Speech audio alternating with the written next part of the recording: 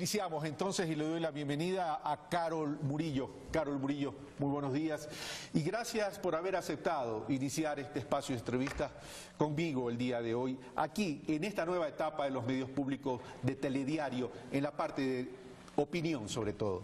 Gracias, Carol. No, gracias a ti, Carlos, y ya te lo he expresado en privado, pero te lo expreso públicamente mis condolencias por la desaparición de tu señora madre. Gracias, mi querida Carol. Bueno, entremos en materia. Hace tiempo el país no vivía estos ambientes de tanta polarización en términos de gobernabilidad, me refiero. En la campaña sí, en la campaña hubo una tensión, pero estamos hablando ya en el desarrollo de un gobierno en el arranque. Es una gobernabilidad dada, y esta es la que llama la atención, producto de una división del mismo movimiento gobernante. Y en ese sentido se han tejido tesis. Por un lado, la reivindicación de la esencia de Montecristi y por otro lado la parte que es opositora o crítica al actual gobierno, en el sentido es más bien una migración hacia la derecha. ¿Qué tan fuerte pueden ser estos espacios de ingobernabilidad en el país? Mira, yo no creo que haya ingobernabilidad en el país. No la ha habido durante los últimos 10, 11 años. Lo que ha habido es un desplazamiento en el sentido y en los objetivos que tiene el actual gobierno.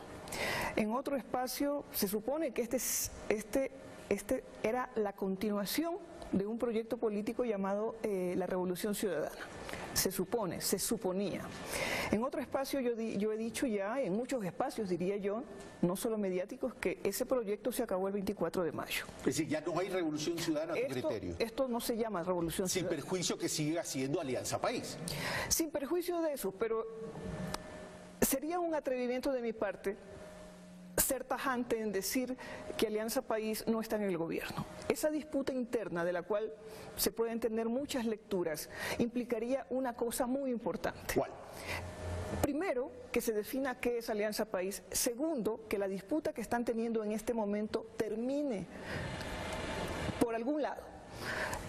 Que lo que queda de Alianza País se quede con el gobierno y aquellas personas que están críticas a este proceso, que para nosotros ya no es la Revolución Ciudadana y que tampoco representa a la esencia de lo que en algún momento se llamó Alianza País, siga siendo parte del gobierno. Vamos por parte. Tú dices, eres muy dura cuando dices lo que quede de Alianza País esté con el gobierno.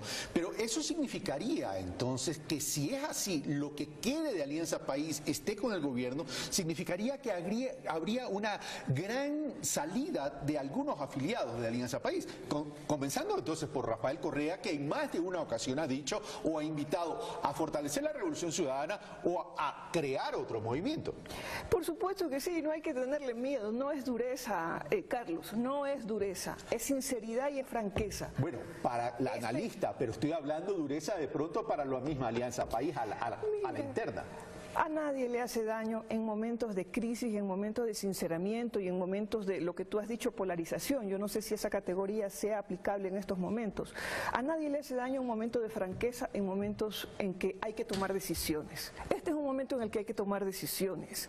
Después de 5 meses de habernos abierto, es necesaria una purga política. La política, Carlos, no es una cuestión de individualidades. Los reduccionistas quieren analizar el problema de la gobernabilidad, el problema de la coyuntura política, el problema del gobierno del señor Moreno y el problema de Alianza País como una sola cosa. No es así. El gobierno de Alianza País de la década pasada tenía unas características, el gobierno del señor Moreno tiene otras características, y poner en un solo saco Alianza País y al gobierno, entre comillas, de la supuesta Revolución Ciudadana es una forma de simplificar el problema. Estamos al mejor estilo, y permíteme utilizar este símil, de una organización política más parecida al peronismo que a la Revolución Ciudadana.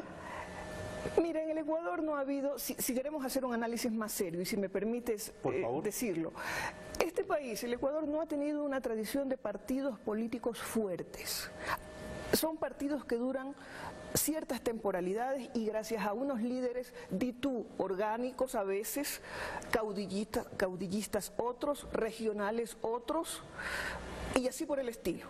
Podrías hablar tú de Carlos Guevara Moreno, de Asad Bucarán, bueno, de algunos, con algunas características. De la derecha, León Febres Cordero, exacto, el propio Rodrigo Borja. Camilo Ponce. Tú podrías hacer un análisis de cómo subsisten los partidos políticos, pero los partidos políticos con organicidad, los partidos políticos con una estructura ideológica y política fuerte, si nos volvemos súper rigurosos, esos partidos no existen. Bueno, en su momento estuvo la izquierda democrática, pero tampoco pudo sostenerse. Fíjate tú que esa es una excepción de los años 70 y 80, y yo diría que un poquito de los 90, pero también se acabó. La figura de Borja fue muy importante, fue, digamos, una figura de la socialdemocracia latinoamericana muy fuerte, pero también se terminó de hundir en un país cuya tradición no era sostener. Lo que refleja entonces que el país mucho mira la imagen mesiánica de los líderes, y en ausencia de los líderes comienza a desaparecer las organizaciones políticas que se crean con finalidad electoral. Ahora, tú hablabas, no es la Revolución Ciudadana. ¿Cuáles son los elementos entonces diferenciadores de la Revolución Ciudadana, de un gobierno y otro, para decir el gobierno de Lenín Moreno no pertenece a la Revolución Ciudadana?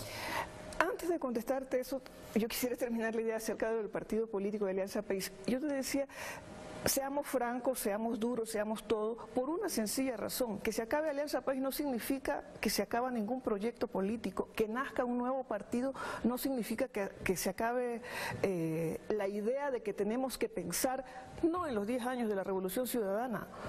Eso quedará marcado en la historia del país de alguna o de otra manera, y solamente la historia valorará eso.